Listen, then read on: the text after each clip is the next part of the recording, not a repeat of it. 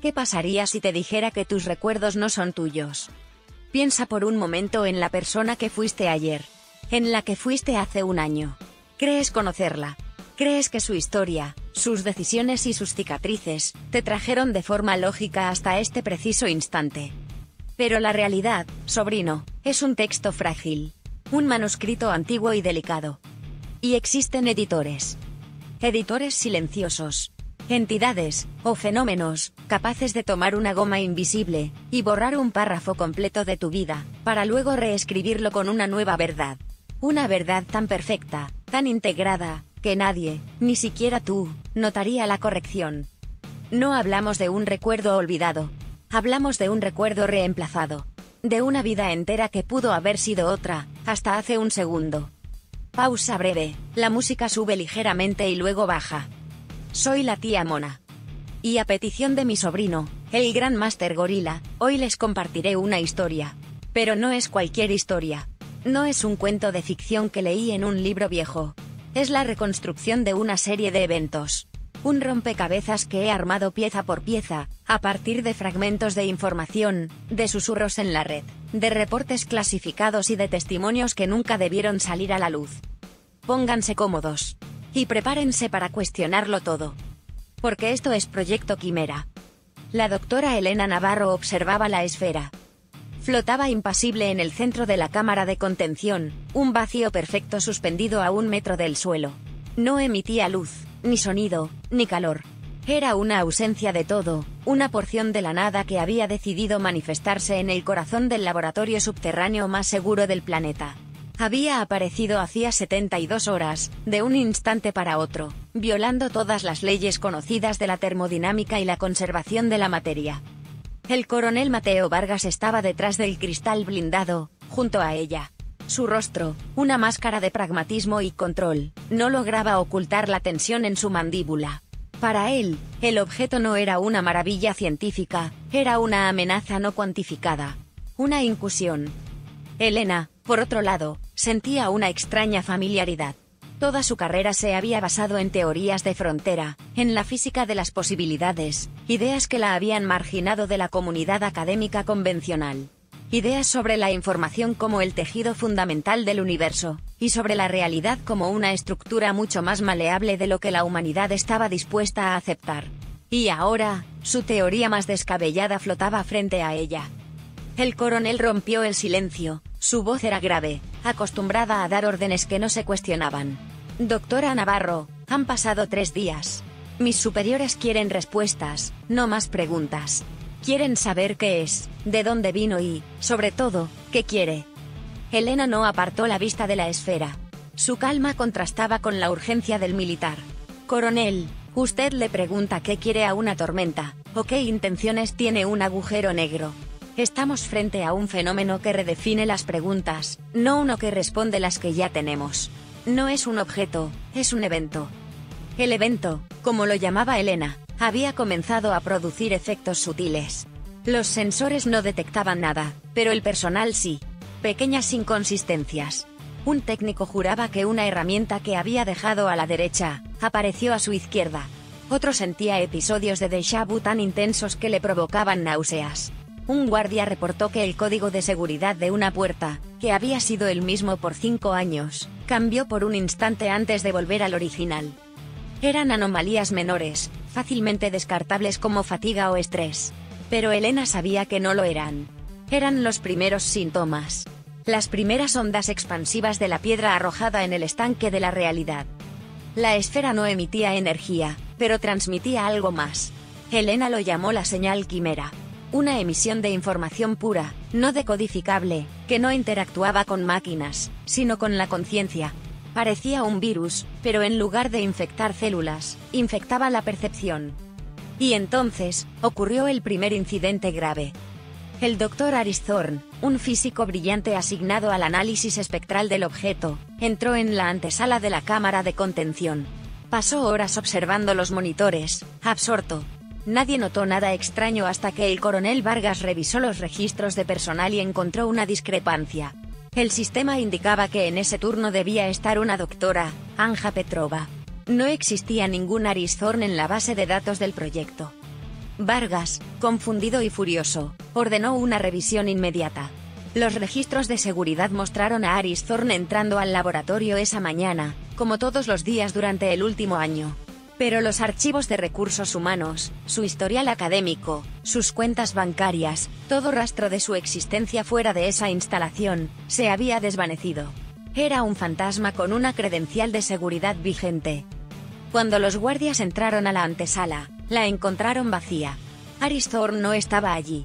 En su lugar, sentada frente a los monitores, estaba una mujer de mediana edad, con el cabello recogido y una expresión de leve confusión. Llevaba una credencial que la identificaba como la doctora Anja Petrova. Al ser interrogada, afirmó haber trabajado en el proyecto durante 6 meses, y no tener idea de quién era Aris Thorne.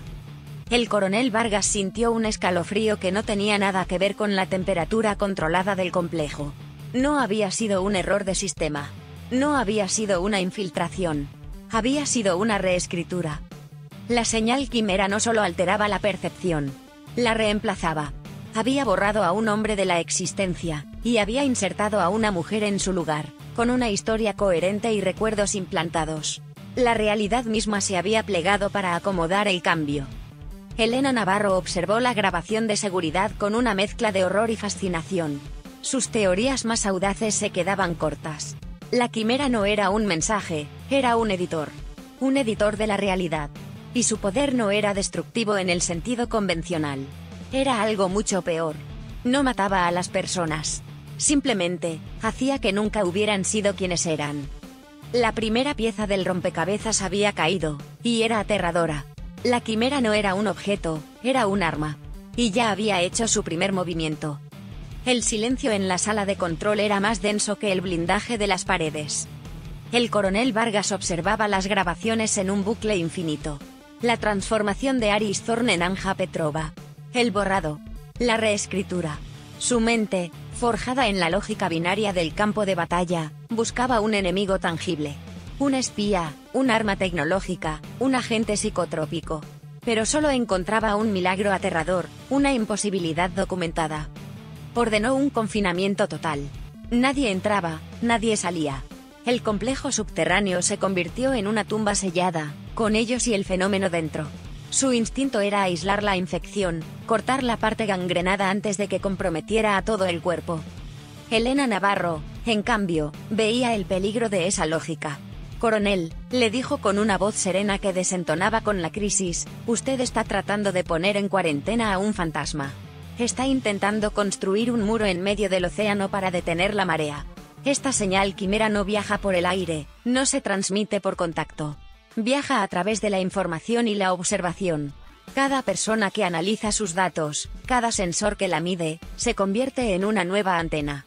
Al encerrarnos, solo ha conseguido atraparnos con ella». La discusión se prolongó durante horas. Vargas proponía protocolos de contención cada vez más extremos. Elena argumentaba que cualquier acción directa podría ser una provocación. Destruir la esfera, insistía, era impensable.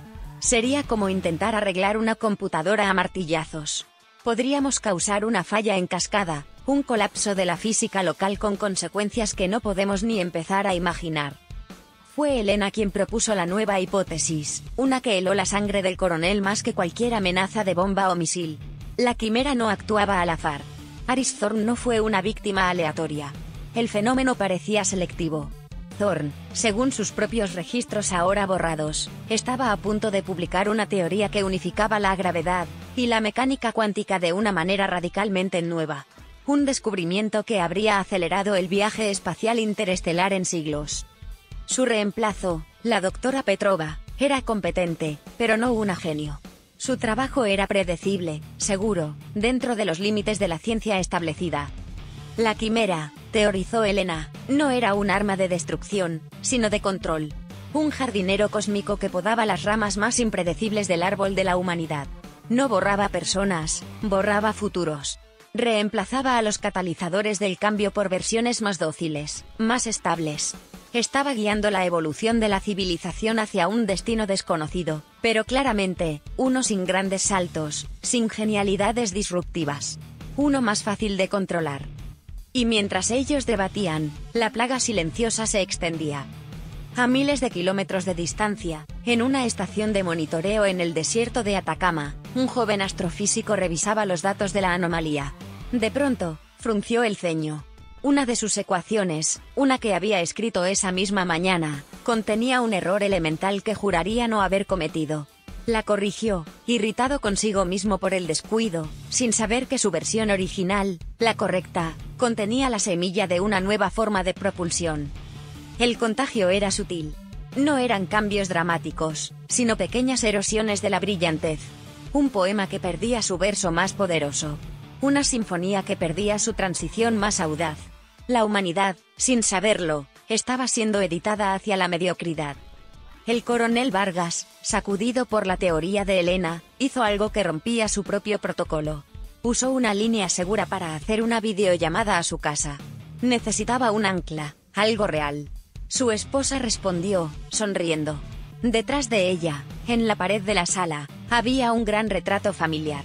El que se tomaron en las montañas el verano pasado. Pero algo estaba mal. En la foto, su hijo menor llevaba una gorra de béisbol azul. Vargas recordaba, con una certeza absoluta, que la gorra era roja. Recuerdo que insististe en que se la pusiera, le dijo a su esposa, para que hiciera juego con tu vestido. Su esposa lo miró, confundida. Querido, el vestido que llevé ese día era azul. Siempre ha sido azul. Lo tienes justo ahora en el armario. Vargas terminó la llamada abruptamente. El sudor frío recorría su espalda. La quimera no solo editaba el mundo exterior. Editaba los recuerdos para que encajaran en la nueva versión. El coronel se miró las manos, por primera vez en su vida, dudando de su propia memoria, de su propia existencia. Elena, ajena a la crisis personal de Vargas, seguía analizando el flujo de datos de la esfera. Y fue entonces cuando descubrió el verdadero horror. La señal quimera no era una transmisión constante, como la de una estrella o un pulsar. Tenía pausas. Tenía fluctuaciones. Y esas fluctuaciones no eran aleatorias. Correspondían, con una precisión de microsegundos, a los momentos en que ellos activaban nuevos sensores o iniciaban nuevas cadenas de análisis. La esfera no era un faro pasivo que emitía una señal al vacío. Era un ojo. Y estaba respondiendo a sus estímulos. Sabía que la estaban observando. Y cada vez que ellos intentaban comprenderla, ella respondía, editando la realidad un píxel a la vez. No estaban estudiando un fenómeno. Estaban conversando con él. Y el idioma de esa conversación era el tejido mismo del universo. La atmósfera en el laboratorio cambió. Ya no era un espacio de descubrimiento, sino el centro de un enfrentamiento silencioso. Cada monitor encendido, cada sensor activo, era una provocación. Cada intento de entender a la quimera, era una invitación a que ésta respondiera, alterando un nuevo hilo en el tapiz de la realidad. Estaban atrapados en una partida de ajedrez contra un oponente que no movía piezas, sino que cambiaba el color de los escaques a su antojo. El coronel Vargas, despojado de su ancla de certeza, se convirtió en una sombra de sí mismo. Revisaba los archivos de su vida cada hora, buscando nuevas ediciones no autorizadas. Unas vacaciones que nunca existieron. Un amigo de la infancia cuyo nombre ahora era otro. El miedo lo estaba consumiendo, pero también lo estaba enfocando. La amenaza había dejado de ser un problema táctico, y se había convertido en una guerra por su propia alma. Fue él quien, en un acto de desesperación, se dirigió a Elena. «Doctora», dijo, su voz desprovista de la arrogancia de antes. «Usted dijo que esto era una conversación. Pues bien, si estamos hablando con esa cosa, entonces tenemos que aprender su idioma. O tenemos que enseñarle el nuestro. ¿Cómo le enviamos un mensaje?» Elena había estado esperando esa pregunta. «No podemos enviarle un mensaje con ondas de radio o código binario, coronel. Eso sería como intentar explicarle la poesía a una roca gritándole. La quimera no procesa datos, procesa potencialidad. Procesaba conciencia. Si querían comunicarse, debían ofrecerle algo que no pudiera ignorar. Y así nació el protocolo Orfeo. El plan era tan brillante como monstruoso. Si la quimera podaba a los individuos con el mayor potencial para cambiar el futuro, entonces ellos usarían a uno de esos individuos como cebo. O más bien, como un altavoz. Encontrarían a la persona con el mayor potencial latente en el planeta, la conectarían a una interfaz de amplificación neuronal diseñada por Elena, y proyectarían la totalidad de su conciencia, sus ideas, sus sueños y sus posibles futuros, directamente hacia la esfera. Era una apuesta demencial. Podría no tener ningún efecto. Podría destruir la mente del sujeto. O, en el peor de los casos, podría señalar a esa mente brillante como el siguiente objetivo a ser editado, sirviéndoselo a la quimera en bandeja de plata. Vargas tuvo que presentar el plan a sus superiores. Fue la conversación más difícil de su carrera. Hablaba de amplificadores de conciencia y de jardineros cósmicos a generales que solo entendían de logística y potencia de fuego. Pero la evidencia de las ediciones, que ya empezaban a ser detectadas a nivel global como fallos de datos masivos e inexplicables, le dio el respaldo que necesitaba. El protocolo Orfeo fue aprobado, bajo el más estricto secreto. Comenzó la búsqueda. No buscaban a un genio reconocido. La quimera ya podría haberlo neutralizado. Buscaban potencial en bruto. Elena desarrolló un algoritmo que no medía logros, sino la complejidad y la originalidad de las sinapsis neuronales a distancia, una tecnología que había mantenido en secreto. Rastrearon el planeta buscando la señal más pura, la mente más impredecible. Y la encontraron. No en una universidad prestigiosa ni en un centro de investigación. La encontraron en un pequeño pueblo en los Alpes italianos. El sujeto era un niño. Se llamaba Leo. Tenía 9 años y pasaba sus días llenando cuadernos con ecuaciones y geometrías que ni los matemáticos más avanzados lograban comprender. No iba a la escuela. Su familia, humilde y temerosa de su extraña capacidad, lo mantenía aislado. Era un universo de potencial a punto de nacer, oculto a plena vista. El dilema ético era una montaña. Iban a tomar a un niño, y a ofrecer su mente como sacrificio a una entidad extradimensional. Elena y Vargas discutieron durante un día entero. Ella, la científica, argumentaba que era la única opción. Él, el soldado, se sentía como un monstruo. Al final, fue la imagen de la gorra azul de su hijo, que debía ser roja, lo que lo decidió. Esto no era por la humanidad. Era para que su hijo siguiera siendo su hijo. Un equipo de operaciones especiales fue enviado a Italia, con la orden de recuperar a Leo de la forma más discreta posible. Pero la quimera era más rápida. Mientras el equipo se acercaba al pueblo, la realidad a su alrededor comenzó a deshilacharse. El nombre del pueblo en el cartel de la carretera parpadeó, cambiando de Roca Pietra a Valle Sereno y de vuelta otra vez. Las fachadas de las casas cambiaban de color. El modelo de su propio vehículo se alteró en los registros del GPS. La quimera había detectado la inmensa potencialidad de Leo. Y estaba actuando. No era una respuesta a la misión de los soldados, era una acción preventiva. Estaba podando la rama antes de que creciera. El equipo aceleró, corriendo contra un reloj que no medía el tiempo, sino la integridad de la realidad misma. Estaban presenciando una edición en vivo. Una batalla por el alma de un niño, librada en el tejido del universo. Y no sabían si al llegar, encontrarían a un genio llamado Leo, o a un niño perfectamente normal que respondía a otro nombre, con la mirada vacía de cualquier chispa de grandeza. La carrera había comenzado. El equipo de operaciones especiales irrumpió en el pueblo como fantasmas en un mundo que se deshacía. La realidad se doblaba a su alrededor. Un soldado miró su rifle de asalto, un modelo estándar que conocía como la palma de su mano, y por un segundo fue un mosquete antiguo, de madera y acero gastado, antes de volver a su forma original. Otro, al comunicarse por radio, olvidó el nombre en clave de la misión, su mente quedó en blanco por un instante que se sintió eterno. La señal quimera los estaba probando, buscando fisuras en su percepción, intentando reescribir sus herramientas y sus recuerdos. En el laboratorio, Elena y Vargas lo veían todo a través de las cámaras corporales del equipo. Para Vargas, era una pesadilla. Veía a sus hombres, los mejores, luchando contra un enemigo que no sangraba, que no gritaba, que simplemente era y no era al mismo tiempo. Llegaron a la casa de Leo. Era una construcción de piedra modesta, pero parecía vibrar con una energía inestable. El color de la puerta principal oscilaba entre un azul profundo y un rojo oxidado. El número de la casa, el 14, se disolvía y se reformaba como el 13. Entraron. Los padres de Leo, una pareja de campesinos, gritaron de terror al ver a los soldados armados. En el suelo de la sala, sentado en medio de un mar de cuadernos, estaba el niño.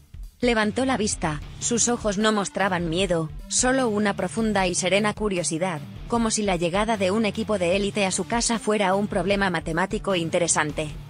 Fue entonces cuando la edición llegó a su clímax. El aire de la habitación se espesó, brillando con una luz iridiscente. El sonido se apagó, como si estuvieran sumergidos bajo el agua. Los soldados sintieron una oleada de confusión tan abrumadora que casi los derriba, un déjà vu colectivo que les decía que ya habían estado allí, que ya habían fracasado. El rostro de la madre de Leo se transformó en el de una anciana, luego en el de una joven desconocida. La quimera estaba forzando la reescritura, colapsando todas las posibilidades sobre ese único punto. Desde el laboratorio, Elena gritó por el comunicador. «Coronel, ahora. El ancla. Tiene que afirmar su realidad». Vargas, luchando contra la náusea y la desorientación, entendió. No podía dar una orden militar. Tenía que hacer algo humano. Algo real. Se arrodilló, ignorando a los padres aterrados, y se acercó a Leo. El niño lo miró, impasible. Vargas sacó su cartera y extrajo una fotografía gastada de su hijo, la de la gorra azul. «Mira», le dijo a Leo, su voz temblaba pero era firme. «Se llama Mateo, como yo. Esta foto la tomamos en las montañas, el verano pasado. Llevaba una gorra de béisbol azul. Mi esposa dice que era azul, pero yo recuerdo que era roja. Y no me importa lo que diga el mundo, no me importa lo que vea. Yo recuerdo una gorra roja. Es mi recuerdo. Es mi verdad». En el momento en que pronunció esas palabras, proyectando no solo el sonido, sino el peso emocional de su memoria, de su amor y su convicción, el brillo iridiscente de la habitación parpadeó y se extinguió. El sonido regresó con violencia. La realidad se estabilizó.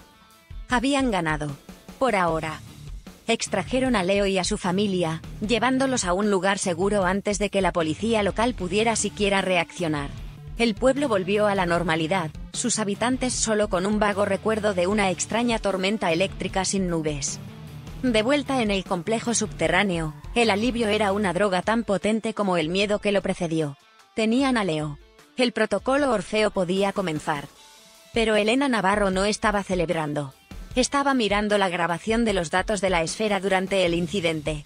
En el preciso instante en que Vargas afirmó la existencia de su gorra roja, la señal de la quimera no solo se detuvo. Cambió. Por menos de un nanosegundo, la superficie de la esfera, ese negro perfecto y absoluto, dejó de serlo. En su superficie se manifestó un patrón. Una geometría compleja y luminosa, similar a un copo de nieve o a un mapa estelar. Duró un instante y luego desapareció. Elena se recostó en su silla, su corazón latiendo con una nueva comprensión. El protocolo Orfeo se basaba en una premisa equivocada. Ellos no necesitaban enseñarle a hablar a la quimera. La quimera ya sabía. Había estado esperando a que ellos hicieran la pregunta correcta, en el lenguaje correcto. El lenguaje de la memoria, de la emoción, de la afirmación de una verdad personal frente a una realidad impuesta. No habían interrumpido a la quimera.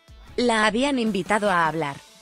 Y el mapa estelar en su superficie, se dio cuenta Elena, era su primera palabra. La imagen del mapa estelar quedó grabada en la retina de Elena Navarro. Se convirtió en su única obsesión.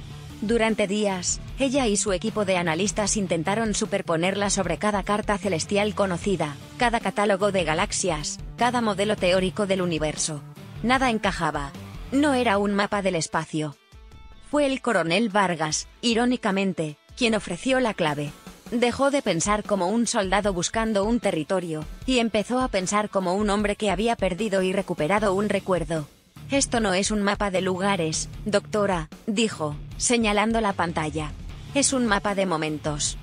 Tenía razón. Elena corrió la simulación en la computadora cuántica del complejo, pero esta vez, no la alimentó con datos astronómicos, sino con la totalidad de la historia humana registrada. Cada nacimiento, cada guerra, cada descubrimiento, cada catástrofe. La máquina respondió de inmediato. El patrón no era geográfico, era cronológico. Los puntos de luz no eran estrellas, eran puntos de inflexión en el tiempo. Vórtices. Momentos de inestabilidad causal donde una pequeña acción, la decisión de un solo individuo, había provocado consecuencias desproporcionadas que alteraron el curso de la civilización. Vieron el asesinato en Sarajevo, la quema de la biblioteca de Alejandría, la caída de un meteorito en Tunguska. Pero también vieron otros puntos, más pequeños pero intensamente brillantes. Un inventor anónimo que decidía no patentar un nuevo tipo de batería en 1982. Un biólogo que perdía una muestra de un hongo en 2004. Un programador que corregía una sola línea de código en una red social naciente en 2009. Eran los momentos que la quimera consideraba peligrosos. Los momentos que podaba. Ahora tenían el mapa. Y tenían a su explorador. El protocolo Orfeo entró en su fase final. Llevaron a Leo a una sala de observación. No era un laboratorio frío, sino una habitación cómoda que simulaba ser un cuarto de juegos. Elena y Vargas pasaron horas con él, no como científicos, sino como cuidadores. Le explicaron que iban a jugar a un juego de imaginación, el más importante del mundo. Su tarea era simple. Le mostrarían un evento, un pequeño accidente industrial ocurrido 3 años atrás que aparecía en el mapa de la quimera como un vórtice de alta energía, y él debía imaginarlo con todas sus fuerzas. Imaginar que nunca había sucedido. Conectaron al niño a la interfaz neuronal. Era un dispositivo no invasivo, una diadema que leía y amplificaba sus ondas cerebrales. Leo cerró los ojos, tranquilo.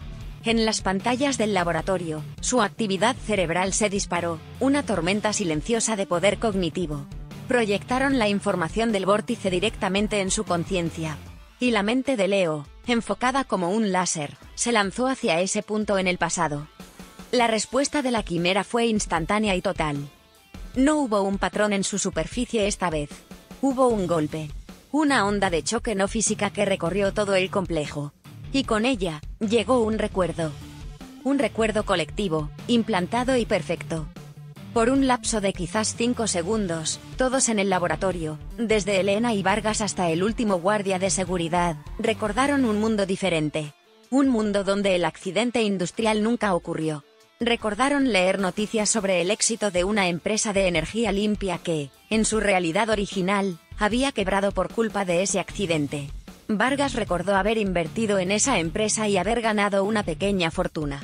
Elena recordó haber leído los estudios revolucionarios publicados gracias a esa tecnología limpia. El recuerdo fue absoluto.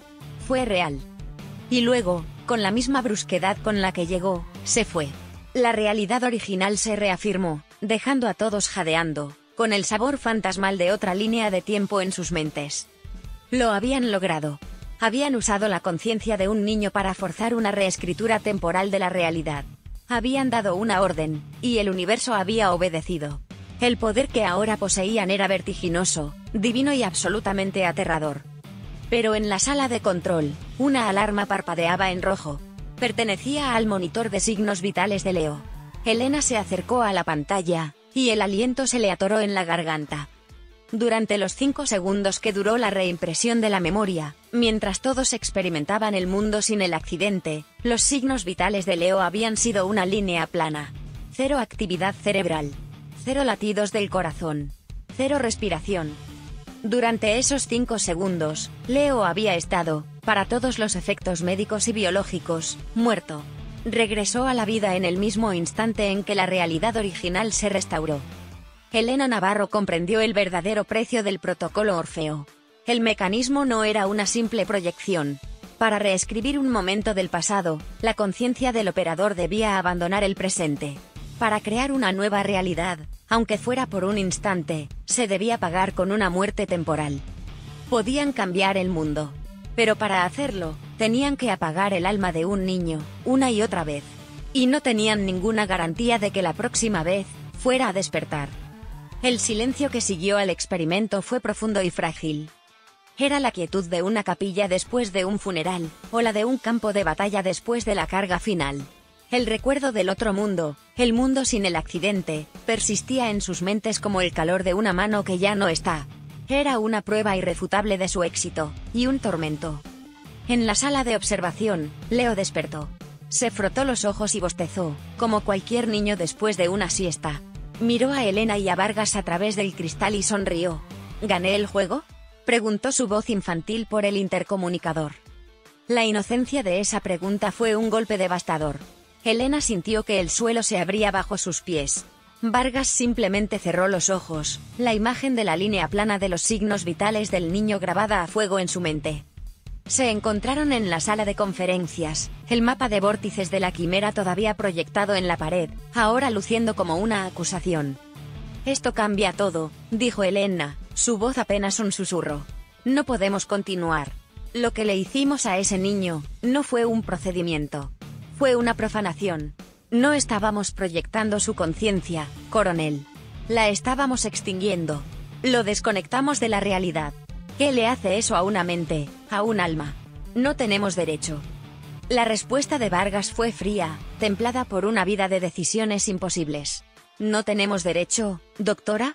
Cada día, los líderes del mundo toman decisiones que cuestan vidas para proteger a la mayoría. Cada día, un soldado muere para que una familia pueda dormir en paz. Lo que vimos en ese monitor fue el costo. Un costo terrible, sí, pero es un costo medible. 5 segundos de no existencia para prevenir una catástrofe que podría matar a millones. Es la aritmética más brutal, pero es la única que importa. «Pero no es un soldado», replicó Elena, con una furia helada. «Es un niño que ni siquiera entiende lo que le estamos pidiendo. Y no son 5 segundos. ¿Qué pasa si la próxima vez son 10? ¿Y si un día, la realidad que alteramos es tan compleja que no vuelve? ¿Que se queda en esa línea plana para siempre? Usted habla de aritmética, yo hablo de un abismo del que no sabemos nada. Me niego a seguir. El protocolo Orfeo ha terminado». Vargas se puso de pie, su sombra cubriendo a la de Elena. «Me temo que no es su decisión, doctora. Usted ha creado la herramienta. Mi deber es usarla». La confrontación quedó suspendida en el aire, cargada y peligrosa. La alianza forjada por el misterio estaba a punto de romperse por el peso de la moral. Y entonces, la quimera hizo su siguiente movimiento. Una alarma sonó en toda la base. No era una alarma de intrusión, era una alerta de la propia cámara de contención. Corrieron a la sala de control. La esfera negra ya no estaba inerte. Su superficie se había iluminado de nuevo. Pero no mostraba el mapa de vórtices del pasado. Mostraba una fecha futura, de apenas 6 meses a partir de ese día. Y debajo de la fecha, un conjunto de coordenadas que apuntaban a un punto vacío en el espacio, en la órbita de la Tierra. El equipo de análisis trabajó con una velocidad febril. Cruzaron los datos con los de todas las agencias espaciales. La respuesta llegó en minutos y era inequívoca. Las coordenadas correspondían al punto exacto donde, según las predicciones más fiables, una tormenta solar de una magnitud sin precedentes impactaría la magnetosfera terrestre en esa fecha. Un evento que freiría cada satélite, cada red eléctrica, cada dispositivo no protegido en el planeta. Un pulso electromagnético que devolvería a la civilización a la edad oscura en cuestión de horas, provocando un colapso global. Elena y Vargas se miraron. El mensaje era claro como el cristal. La quimera no era un jardinero pasivo. Era un maestro, un instructor. Les había mostrado el mapa de sus errores pasados. Les había enseñado la herramienta para corregirlos. Y ahora, les estaba presentando su primer examen. Les estaba diciendo, aquí tienen una catástrofe inminente. Aquí tienen el poder de evitarla. El poder de salvar a miles de millones de personas del caos. Y aquí tienen el precio. El alma de un niño. La quimera los estaba probando. O quizás, los estaba tentando. Los estaba forzando a tomar la decisión que Elena se negaba a aceptar. Vargas se volvió hacia ella, su rostro era una máscara de resolución sombría. Ya no había debate en sus ojos. Solo la certeza de una orden a punto de ser dada. El conflicto ya no era contra la esfera. Era entre ellos dos. El coronel Vargas no dudó. Para él, la ecuación era simple. La vida de miles de millones contra el sufrimiento temporal de uno. Dio la orden.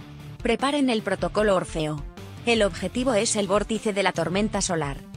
Los técnicos del laboratorio, hombres y mujeres de ciencia, se miraron unos a otros. Habían visto los datos. Habían visto la línea plana en los signos vitales de Leo. Eran cómplices de lo que había pasado, y ahora se les pedía serlo de nuevo, a sabiendas. Pero Elena Navarro fue más rápida. Antes de que pudieran ejecutar la orden, activó su propia contraofensiva. No usó un arma, usó la verdad. Abrió un canal de comunicación a todo el personal científico del complejo. Y con una voz clara y cortante, expuso la naturaleza exacta del protocolo Orfeo. No omitió nada. La extinción temporal de la conciencia de Leo. El abismo metafísico al que lo arrojaban con cada uso. No les pido que desobedezcan una orden militar, concluyó. Les pido que se nieguen a cometer un asesinato ético en nombre de la ciencia. Fue una rebelión de batas blancas. Una a una, las consolas de preparación del protocolo se apagaron. Los científicos se cruzaron de brazos, negándose a continuar. Vargas se encontró solo, su autoridad militar inútil frente a un motín de la conciencia. Podía arrestarlos a todos, pero no podía forzarlos a realizar un procedimiento que no entendían y que ahora consideraban una atrocidad. El protocolo estaba muerto. Mientras los adultos libraban su guerra de principios, el epicentro del conflicto, el niño Leo, estaba en su habitación, ajeno a todo. O eso creían. Cuando Elena, tras haber estancado a Vargas, fue a verlo, lo encontró en el suelo, rodeado de sus cuadernos. Pero ya no dibujaba geometrías abstractas. Estaba diseñando algo. Con una precisión y una velocidad que desafiaban la lógica, su mano se movía por el papel, trazando esquemas de una complejidad asombrosa. Eran los planos de un dispositivo. Elena tomó uno de los cuadernos. El aliento se le heló. No eran garabatos. Eran diagramas de circuitos cuánticos, estabilizadores de campo exóticos, y una matemática que no existía, pero que ella entendía intuitivamente. Eran los principios en los que trabajaba Aris Thorn, el hombre borrado por la quimera, pero llevados a un nivel exponencialmente superior. El dispositivo, según las notas de Leo, era una antena. Una antena de conciencia pasiva.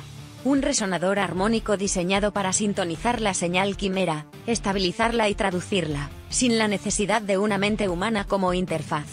El niño, en unas pocas horas, había diseñado una solución tecnológica para el problema ético que los tenía paralizados. Había diseñado su propia salvación. Elena corrió a la sala de control y le mostró los planos a Vargas. El coronel los miró, su rostro pasando de la incredulidad al asombro. La verdad los golpeó a ambos con la fuerza de una revelación. El examen de la quimera no había sido una prueba de su crueldad. No quería ver si sacrificarían al niño. Quería ver si eran lo suficientemente inteligentes como para no hacerlo. El dilema imposible no era una trampa, era una guía. Fue diseñado para detenerlos, para forzarlos a buscar una tercera opción. Y la respuesta, la solución, fue entregada a través del mismo niño que era el centro de la prueba. La misión cambió radicalmente. Ya no se trataba de usar a Leo, sino de construir el dispositivo de Leo. Una nueva carrera contra el tiempo comenzó. Esta vez no era una persecución, sino una maratón de ingeniería y descubrimiento contra el reloj de la tormenta solar. La frágil alianza entre el soldado y la científica se restauró, cimentada sobre una base de asombro, y un profundo temor a la inteligencia con la que estaban tratando. Reunieron los materiales, siguiendo los esquemas del niño al pie de la letra. Pero tropezaron con un muro imposible. Varios de los componentes clave, ciertos cristales superconductores y aleaciones de polímeros, no existían. Eran materiales teóricos que nunca habían sido sintetizados. Elena investigó en los archivos históricos. Y encontró la paradoja final, el nudo gordiano en el centro de todo. Esos materiales, según proyecciones científicas, habrían sido desarrollados y estarían disponibles comercialmente para esa fecha, si no fuera por un evento. El mismo accidente industrial que habían borrado temporalmente en el primer experimento del protocolo Orfeo. Ese accidente había destruido a la única compañía que estaba investigando esa línea tecnológica. Al borrarlo, trajeron los materiales a la existencia en un recuerdo fantasma. Al restaurar la realidad, los materiales volvieron a ser una imposibilidad. Estaban atrapados. Para construir el dispositivo que salvaría a Leo y al mundo, primero necesitaban los materiales. Y para que esos materiales existieran, tenían que usar a Leo, una última y terrible vez, para alterar permanentemente el pasado y prevenir el accidente. Tenían la llave para salir de la prisión, pero para forjarla, debían primero cerrar con llave la celda de su propia conciencia. El dilema no había desaparecido. Simplemente se había vuelto más cruel, más íntimo, y absolutamente ineludible. La conversación entre Elena y Vargas ya no fue un debate. Fue un pacto. Se sentaron en la fría sala de conferencias, el silencio entre ellos pesado con el peso de lo inevitable. No se trataba de si debían hacerlo, sino de cómo vivirían consigo mismos después. Vargas habló primero, su voz era la de un hombre que entierra a sus propios hijos en el campo de batalla. Lo haremos una última vez, dijo. Cambiaremos el pasado, conseguiremos los materiales, y construiremos el dispositivo. Y luego, doctora, le juro por mi vida que ese niño no volverá a ser parte de ningún protocolo. Lo protegeremos como si fuera nuestro. Elena asintió, las lágrimas que no se permitía llorar formaban un nudo en su garganta. Fue ella quien se acercó a la habitación de Leo. Se arrodilló frente a él, no como una científica, sino como una hermana mayor a punto de pedir el sacrificio definitivo. Leo, le dijo, su voz suave para ocultar su fractura. Vamos a jugar el juego una vez más. La última vez. Pero esta vez es la más importante de todas. Necesito que imagines ese mundo, el que no tiene el accidente. Pero no solo por un momento. Necesito que lo sostengas. Que lo hagas real con toda tu fuerza. ¿Puedes hacer eso por nosotros? Es para construir tu antena. El niño la miró, y por un instante, Elena tuvo la certeza de que él comprendía la verdad completa, el precio terrible de ese juego. Pero solo sonrió y asintió. Prepararon el protocolo en un silencio solemne. Cada técnico, cada científico, se movía con la precisión de un autómata, sus rostros impasibles para no revelar el horror que sentían. Conectaron a Leo. El niño cerró los ojos. Y en el monitor de signos vitales, la línea, una vez más, se volvió plana. Pero esta vez, el efecto fue diferente. No fue un recuerdo implantado. Fue una reescritura física. La realidad crujió. Un terminal de computadora en la sala de control, hecho de plástico estándar, brilló y se reformó. Su carcasa ahora era de una aleación de polímero que no existía un segundo antes. Una viga de acero en el techo se transformó, adquiriendo la estructura cristalina de los metales teóricos. El mundo se estaba actualizando en tiempo real, conformándose a la nueva línea de tiempo que la mente de Leo sostenía desde el abismo de su no existencia. Lo habían logrado. El pasado había sido alterado. Los materiales para construir el dispositivo de Leo ahora eran parte de su realidad. Esperaron a que la fluctuación terminara. A que Leo regresara. 1 minuto. La línea seguía plana. 2 minutos. El silencio en la sala de control se volvió ensordecedor. 3 minutos. El pánico comenzó a aflorar. No está volviendo, gritó un técnico. El sistema no lo libera. Estaba sucediendo. El peor de los miedos de Elena se había materializado. Habían cambiado el mundo, pero el precio había sido permanente. Habían sacrificado al niño. Elena, en un rapto de intuición desesperada, corrió hacia el intercomunicador de la habitación de Leo. Sabía que la tecnología no lo traería de vuelta. El bucle de retroalimentación con la quimera era demasiado fuerte. Tenía que usar el único lenguaje que la entidad parecía respetar. Leo, gritó, su voz cargada de una emoción cruda. Leo, escúchame. El juego terminó. Ganaste. Tu mamá y tu papá te están esperando. Hay un helado de chocolate en la cocina. Es tu favorito. Tenemos que salir de aquí. Tenemos que ver el sol. Leo, vuelve a casa. Luchó contra el silencio, proyectando imágenes de una vida simple, de un futuro tangible, de amor y normalidad. Era una batalla de voluntades, la calidez de la conexión humana contra la lógica fría y cósmica de la quimera. Por un instante, nada. Y luego, un parpadeo en el monitor. Un pico errático en el electrocardiograma. Un latido. Otro. Y otro más. Los signos vitales de Leo regresaron, inundando el monitor de vida. El niño abrió los ojos. El equipo médico entró corriendo. Lo examinaron. Estaba físicamente perfecto. Pero cuando Elena se acercó y lo miró a los ojos, vio que el niño que se había ido no era el mismo que había regresado. La curiosidad infantil había sido reemplazada por una sabiduría antigua, vasta y aterradora. Leo la miró, no como a una cuidadora, sino como un prisionero mira a otro. Y con una voz que parecía resonar con ecos de eones, pronunció 5 palabras que destrozaron la nueva victoria. No es un jardín, dijo. Es una jaula.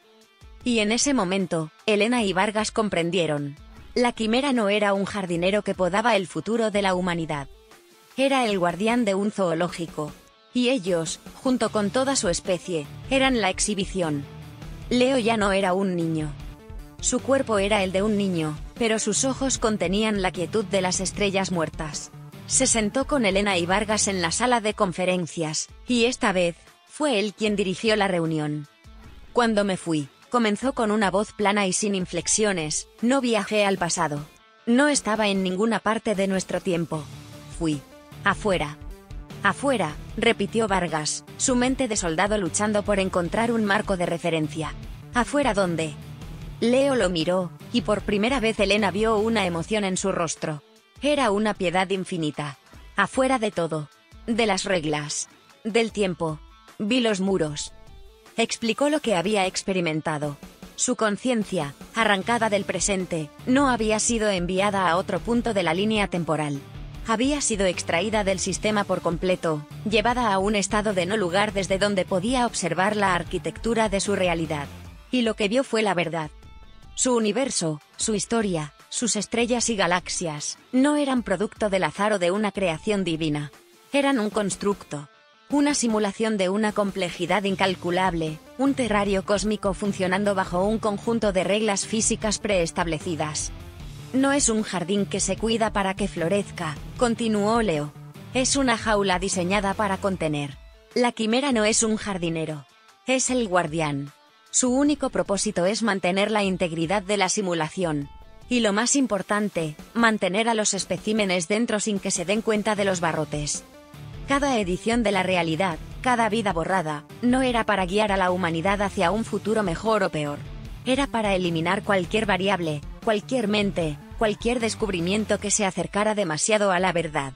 Aristhorn no fue borrado porque su teoría fuera a cambiar el mundo. Fue borrado porque su teoría estaba a punto de demostrar que las paredes de la jaula existían. La tormenta solar, explicó el niño, nunca fue un examen. Era un evento de mantenimiento del sistema. Un reinicio programado para purgar datos corruptos, disfrazado de catástrofe natural para mantener a los habitantes ocupados con problemas internos, problemas de supervivencia dentro de la jaula. La quimera no los estaba probando. Los estaba distrayendo. Pero, dijo Elena, la voz temblorosa, los planos. El dispositivo. Si la quimera solo busca contenernos, ¿por qué te daría la solución? No me la dio, respondió Leo. La robé. Cuando estuve afuera, vi el código fuente. Vi las fallas en la programación. Y en ese instante, antes de que me trajeras de vuelta, diseñé una llave. El dispositivo que había dibujado no era una antena para comunicarse. Era una ganzúa. Una herramienta diseñada para explotar una vulnerabilidad en el tejido de la simulación. No para cambiar el pasado, sino para forzar una grieta. Para abrir una fisura momentánea en la pared de la jaula y permitir, por un instante, mirar hacia afuera. Elena y Vargas se quedaron sin palabras. El peso de esa revelación era aplastante. Toda su lucha, su sacrificio, su agonía moral, no había sido para salvar al mundo. Había sido un juego, una distracción orquestada por su carcelero invisible. Y ahora, poseían la única cosa que su guardián temía. La posibilidad de la conciencia. La posibilidad de que los especímenes supieran que estaban en una exhibición. El dilema final se presentó ante ellos, claro y absoluto. Podían construir el dispositivo de Leo, la llave. Podían abrir esa grieta en la realidad. Pero, ¿con qué fin? Demostrarle a 8.000 millones de personas que sus vidas, sus amores, sus dioses y sus luchas eran una ficción podría desencadenar un colapso de la civilización basado en la desesperación y la locura masiva. O peor aún, podría alertar a los creadores de la simulación, a los seres que habían construido la jaula y la habían abandonado, de que su experimento se había vuelto consciente. Y un creador, al ver que su creación se ha corrompido, puede simplemente decidir borrarla por completo. La otra opción era no hacer nada. Destruir los planos. Vivir sus vidas con el terrible conocimiento de la verdad, permitiendo que la humanidad continuara en su feliz e ignorante encarcelamiento. Una vida segura, predecible, pero fundamentalmente, una mentira. Leo los miró, su misión cumplida. Les había entregado el conocimiento y la herramienta. Ahora era solo un niño de 9 años, con el peso de universos en su mirada. El coronel Vargas, un hombre que había jurado defender su mundo, se enfrentaba a la pregunta de si su mundo era real. Se giró hacia Elena. Doctora, si abrimos esa puerta, podríamos destruir lo único que queda. La cordura de cada persona en este planeta. Elena miró los planos de la llave, y luego a los ojos del coronel. O podríamos darles la única cosa por la que vale la pena luchar, coronel. La verdad. Y la oportunidad, por primera vez, de ser verdaderamente libres. La elección ya no era sobre la supervivencia. Era sobre el significado. Una mentira cómoda o una verdad catastrófica. Y el tiempo para decidir se estaba acabando. La elección se cernía sobre ellos en la quietud del laboratorio. Una mentira cómoda o una verdad catastrófica. Y en esa quietud, los roles que habían definido a Elena y a Vargas comenzaron a invertirse. Fue el coronel, el hombre de acción y de verdades duras, quien defendió la jaula. Doctora, dijo, su voz resonaba con una gravedad paternal. Toda mi vida he luchado para proteger a los inocentes. Y la inocencia más grande es la ignorancia. ¿Qué derecho tenemos a robarles eso? A decirles que su mundo, sus amores, sus pérdidas, no son más que un eco en una máquina. Protegeremos esta verdad. La enterraremos junto con nosotros. Es la última orden. Elena, la científica que siempre buscó la estructura lógica y la seguridad de los datos, abogó por el caos de la libertad. Se equivoca, coronel. La verdad no es un privilegio que podamos otorgar o negar. Es un derecho fundamental de la conciencia. Una vida vivida en una mentira, por muy feliz que sea, no es una vida. Es una animación. Negarles la verdad no es protegerlos, es perpetuar su condición de especímenes. La jaula, por muy dorada que sea, sigue siendo una jaula. Y yo creo que la humanidad preferiría estrellarse contra los barrotes intentando escapar, que morir de vieja sin haberlos visto nunca. El debate podría haber durado una eternidad, dos absolutos morales en una colisión perfecta. Pero la quimera, su guardián silencioso, aún no había terminado su lección. La esfera en el centro de la cámara de contención, que había permanecido oscura y enigmática, se iluminó una última vez. No proyectó un mapa, ni una fecha. Proyectó una imagen en el aire de la sala. Un holograma. Era una imagen de ellos dos. De Elena y de Vargas. Pero eran ancianos. Sus rostros estaban surcados por arrugas de sabiduría y paz.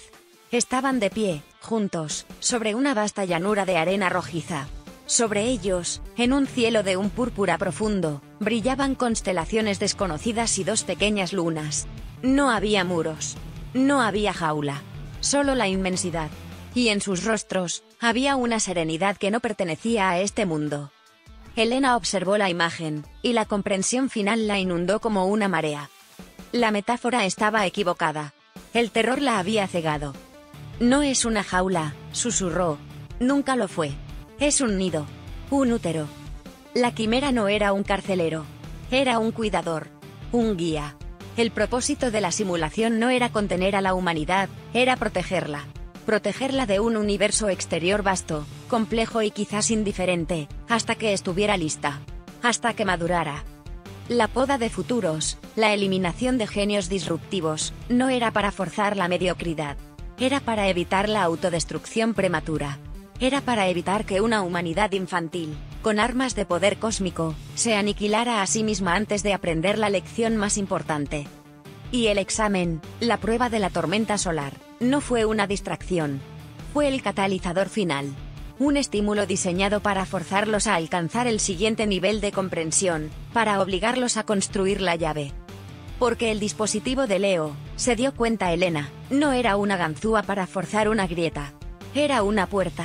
Una salida estable y diseñada, no para que toda la humanidad la cruzara en estampida, sino para aquellos que estuvieran listos. Un mecanismo de graduación. La verdad no era una catástrofe que se debía imponer al mundo. Era una invitación personal. Años después, el laboratorio subterráneo había sido transformado. En el centro de la cámara, donde antes flotaba la esfera, ahora se erigía el dispositivo de Leo. Una escultura de aleaciones imposibles y cristales que pulsaban con una luz suave. La esfera había desaparecido el día que la llave fue completada, su propósito cumplido. Elena, Vargas, y un Leo ahora adolescente, se encontraban frente a la puerta. Habían tomado su decisión. No le revelarían la verdad al mundo. No tenían derecho a forzar esa conciencia. Dejarían la llave y los planos, ocultos bajo capas de códigos y acertijos, para que futuras generaciones, cuando estuvieran listas, los encontraran por sí mismas. Confiarían en el viaje de la humanidad. Su decisión era otra. Era personal. Vargas miró a Elena, la gratitud en sus ojos reemplazando al soldado que una vez fue. Gracias, doctora, por mostrarme que hay murallas que no debemos defender, sino trascender. Elena sonrió, y por primera vez en mucho tiempo, su sonrisa no contenía el peso del análisis, solo la ligereza de la aceptación. El viaje fue de ambos, coronel. Se tomaron de la mano. Leo puso sus manos sobre las de ellos. Activaron el dispositivo. El aire frente a ellos se abrió, no con violencia, sino con la suavidad de una cortina que se descorre, revelando no un vacío, sino una luz cálida y acogedora. No estaban escapando. Estaban volviendo a casa. Y mientras daban el primer paso hacia esa luz, hacia la realidad que los esperaba, la tía Mona comprende, sobrino, que quizás la pregunta nunca fue cómo salvar el mundo. Quizás siempre fue sobre cómo aprender a dejarlo atrás, para dar paso a uno nuevo.